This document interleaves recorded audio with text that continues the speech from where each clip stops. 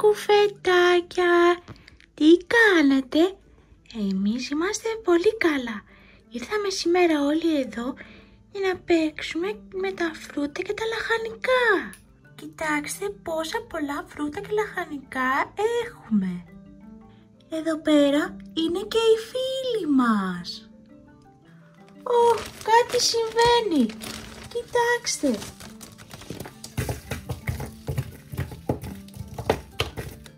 Πέφτει άμμος.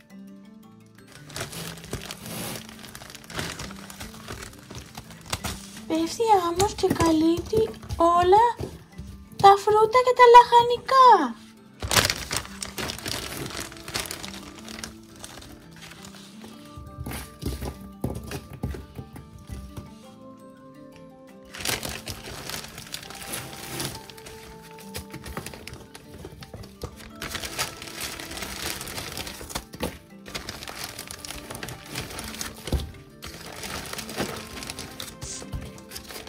Τα καλύπτει όλα.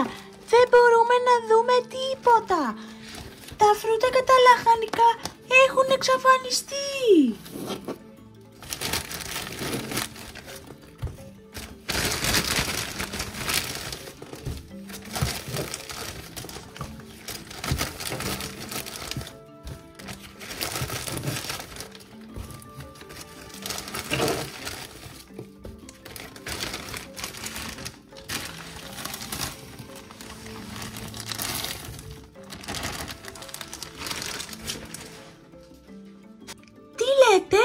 Να τα ανακαλύψουμε κάτω από την άμμο. Κοιτάξτε, τα περισσότερα έχουν καλυφθεί. Κάποια φαίνονται λίγο. Αλλά αν σκάψουμε μπορούμε να τα βρούμε. Τι λέτε? Θέλετε? Τέλεια! Αφού θέλετε πάμε να ξεκινήσουμε. Θα ψάξουμε σιγά σιγά με το χέρι μας.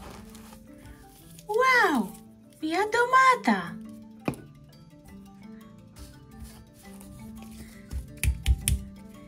Μια πιπεριά.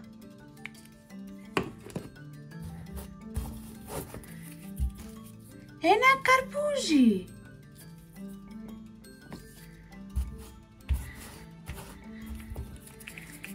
Ένα πορτοκάλι. Και να δούμε τι άλλο έχει εδώ. Ένα καρότο. Φυσικά το μπρόκολο. Κάτι βλέπω εκεί, για να δούμε, μία μελιτζάνα. Μία πιπεριά.